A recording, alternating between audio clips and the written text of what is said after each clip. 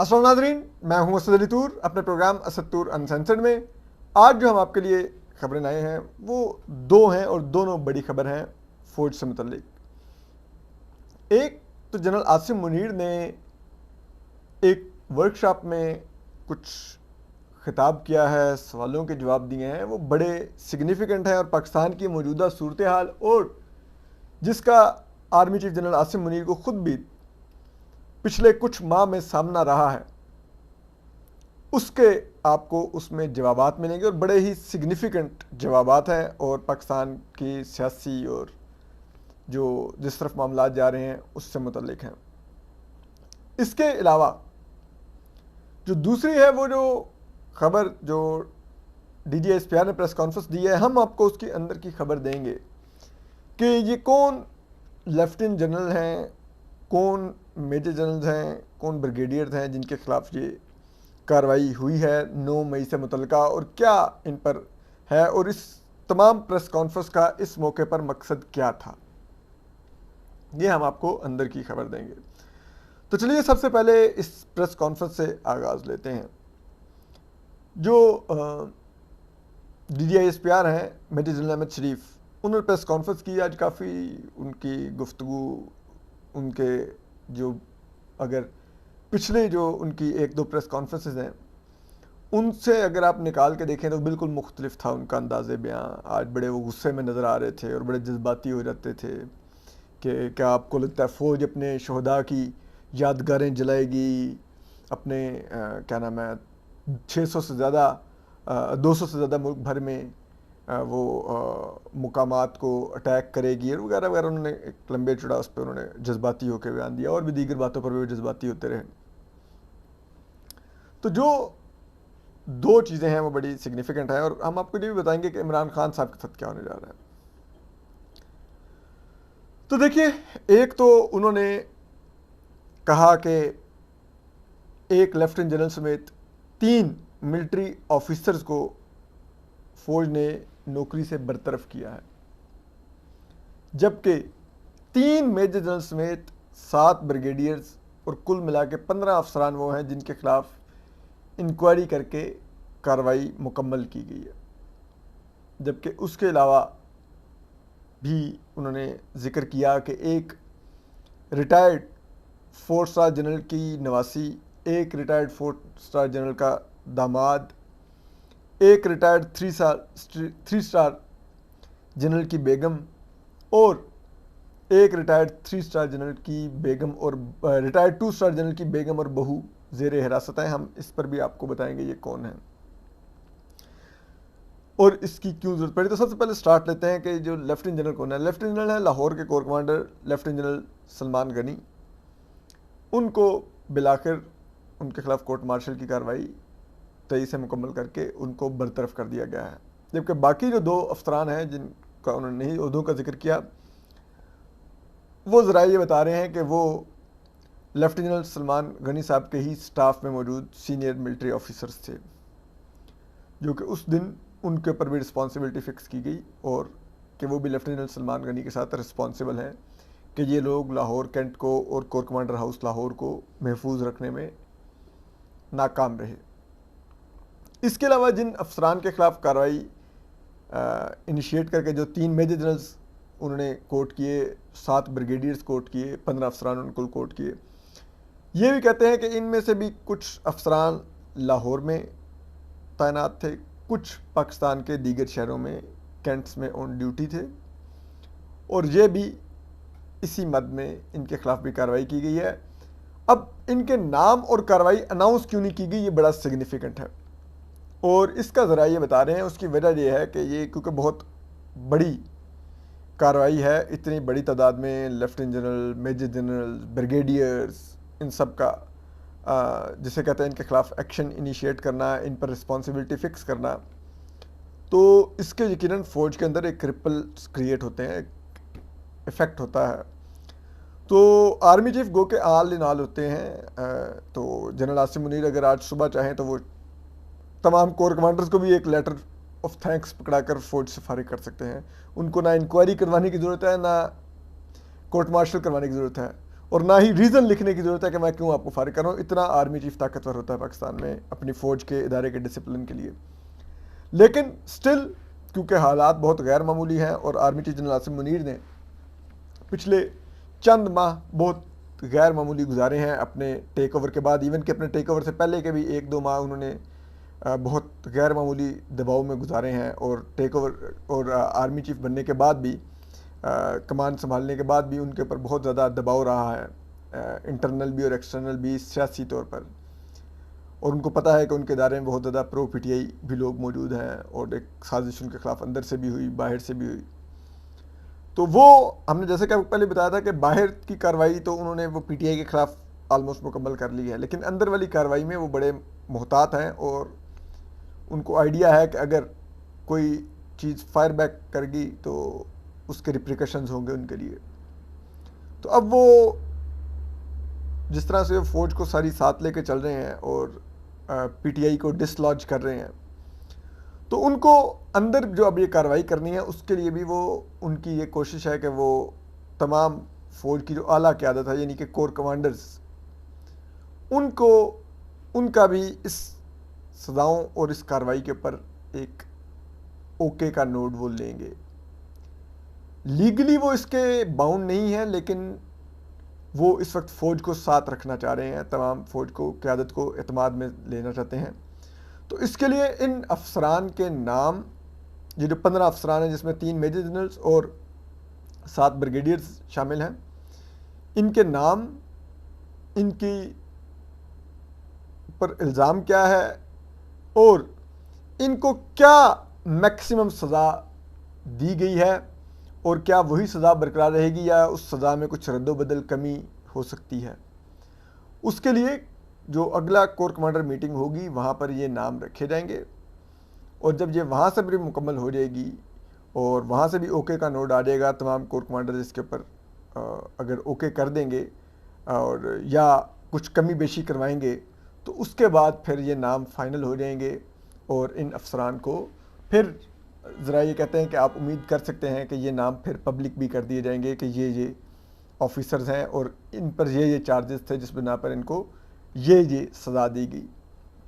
جو دیگر 3 ہیں یعنی کہ لیفٹیننٹ سلمان غنی, ان لوگوں کو تو جو فارغ کیا گیا ہے وہ بھی ابھی یہ کلیئر ہونا باقی ہے کہ ان کے پرکس بھی لے لیے گئے ہیں, یعنی کہ جو ان کو ریٹائر ہونے پر وہ زرعی رقبہ ملتا ہے, 2 مربع کمرشل پلاٹس ملتے ہیں, کمرشل پلازے ملتے ہیں, رہائشی بنگلے ملتے ہیں, رہائشی پلاٹس ملتے ہیں اور وغیرہ وغیرہ بہت کچھ. تو کیا وہ بھی ان سے لیا گیا ہے یا وہ دے کے ان کو فارغ کیا گیا ہے, یہ ابھی کور کمانڈر میٹنگ کے بعد ہی آپ کو کلیئرٹی آئے گی.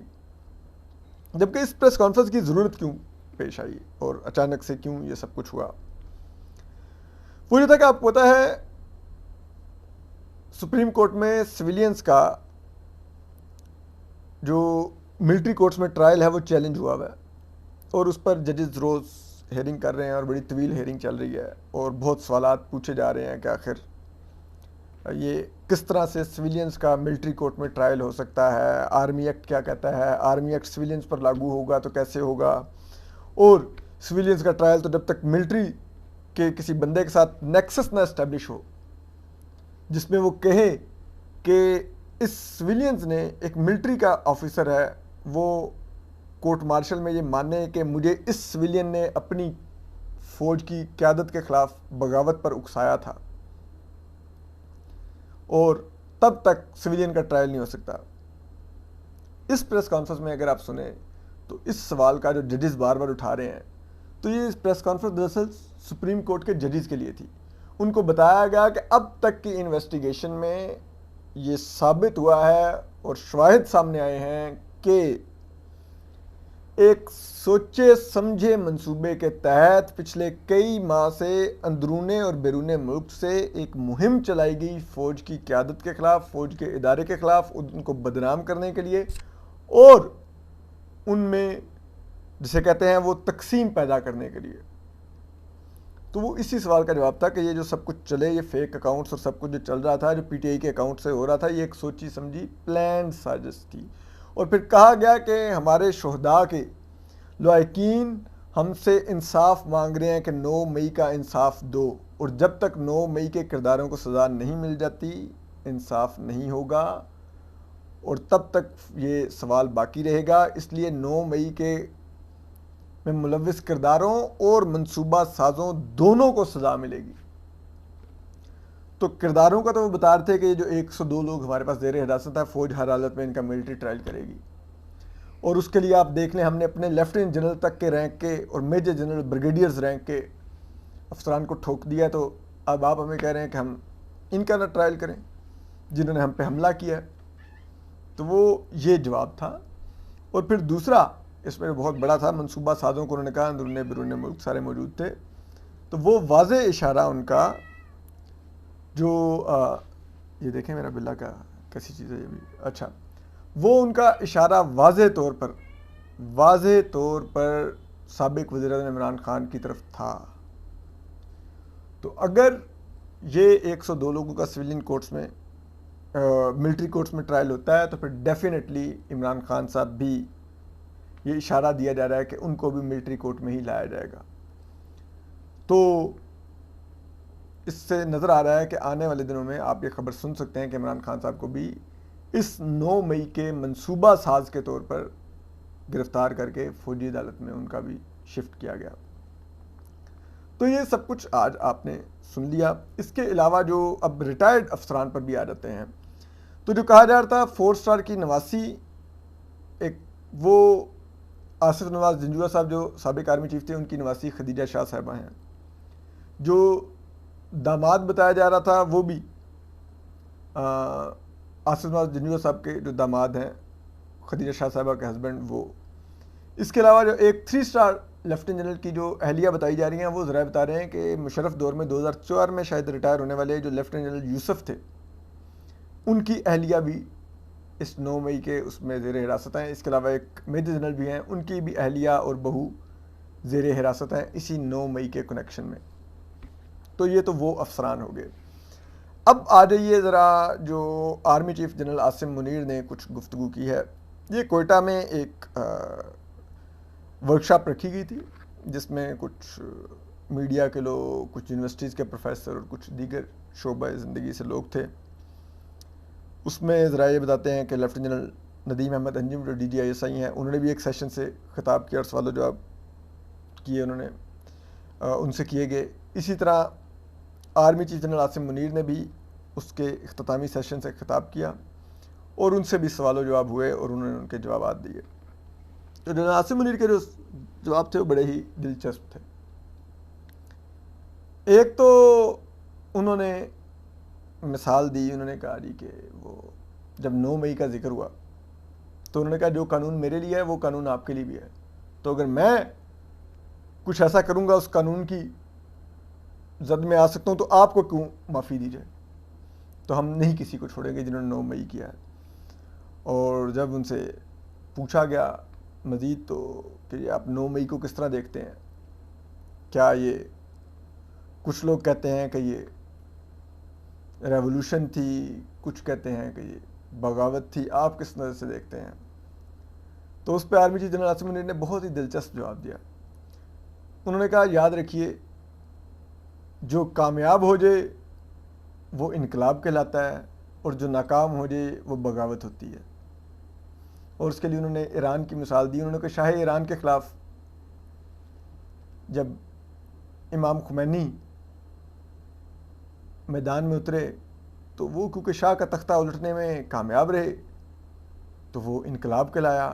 اگر وہ ناکام ہو جاتے تو وہ بغاوت کہلاتی اور پھر شاہ ایران تمام لوگوں کو جو اس انقلاب کی آس میں وہ بغاوت کر رہے ہوتے ان کو لٹکا دیتے. یہاں پر کیونکہ وہ نہیں کامیاب ہو سکی تو وہ بغاوت ہی ہے، تو پھر تو انجام آپ کو معلوم ہونا چاہیے. اس کے علاوہ انہوں نے یہ بھی ان سے پوچھا گیا کہ انہوں نے دنیا بھر کی مثالیں دی. انہوں نے کہا کیپٹل ہل پہ جو کچھ ہوا، جو ٹرمپ کے حامیوں نے کیا ان کو بھی سزائیں ملی. انہوں نے کہا ان میں بچے اور عورتیں بھی تھے، ان کو بھی سزائیں ملی. تو یہاں پر تو بڑا شور کیا جا رہا ہے کہ سب کچھ ہو رہا تھا. پھر ان سے جب بار بار پوچھا گیا کہ عمران خان صاحب، انہوں نے کہا جی میں کسی کا نام نہیں لوں گا، لیکن میں آپ کو بتا رہا ہوں جو 9 مئی جنہوں نے کیا ہے ان کو ہم نہیں چھوڑیں گے. پھر ان سے یہی پوچھا گیا کہ ادارے کے اندر سے بھی کیا لوگ ملوث تھے. تو انہوں نے کہا اس کا جواب منڈے کی پریس کانفرنس میں آپ کو مل جائے گا, D G S P R press conference کریں گے, اس کا انتظار کر لیجیے گا. تو وہ آج پریس کانفرنس ہوگی.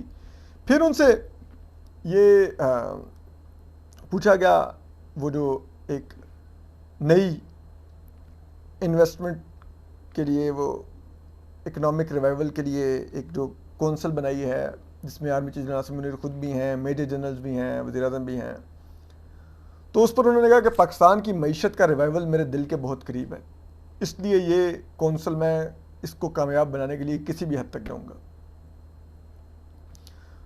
تو یہ انہوں نے اپنا ویژن بتایا کہ وہ کس طرح سے دیکھتے ہیں بطور آرمی چیف, ان کا اسٹیٹ افیئرز میں کس طرح کا کردار ہوگا اور وہ کیا کردار ادا کرنا چاہ رہے ہیں. لیکن جب ان سے ہی پوچھا گیا کہ عمران خان صاحب آپ سے بار بار کہہ رہے ہیں کہ مجھ سے مذاکرات کر لیں, بات کر لیں, تو اس پر کہتے ہیں کہ انہوں نے کہا کہ دیکھیں میں تو ایک سویلین گورنمنٹ کے انڈر آتا ہوں, اور جس نے ہم سے بات کرنی ہے وہ سویلین گورنمنٹ سے بات کرے اور اس کے ذریعے ہم تک پیغام آ جائے گا, ہمارا جواب اس کو چلا جائے گا. اور پھر انہوں نے یہ بھی کہا کہ دیکھیے یہ سیاستدانوں کے مسئلے سیاستدانوں کو آپس میں بیٹھ کے حل کرنے ہوں گے, ہمارا اس سے کچھ لینا دینا نہیں ہے. لیکن معیشت کے بارے میں ان کا خیال ڈیفرنٹ تھا. پھر جو ایک اور بات انہوں نے بڑی انٹرسٹنگ کہی, وہ اپنے یعنی کہ انہوں نے کس طرح کا پچھلا کچھ ٹائم گزارا ہے.